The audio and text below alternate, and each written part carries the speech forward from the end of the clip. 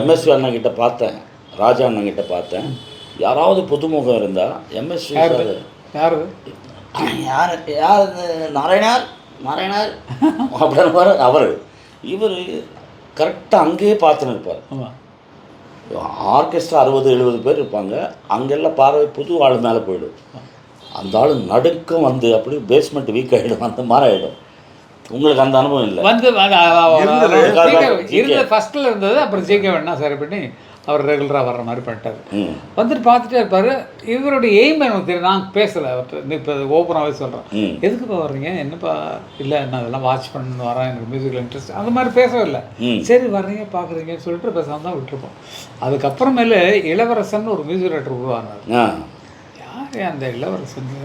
இங்கே இளையராஜா. இளவரசன்னாலும் இளையராஜா தான். அப்போ யார் அது அப்படின்னு சொல்லி தேடினா ஜிகே வெங்கடேசன் என்ன சொல்கிறாரு, தான் எல்லாம் தான் அப்பா மியூசிக்லாம் பண்ணுறாருன்னா சரி சந்தோஷம் அப்படின்னு சொல்லி பார்த்தோம். அது மாதிரி உங்களை பிடிக்கவே முடியாது அந்த டைமில்.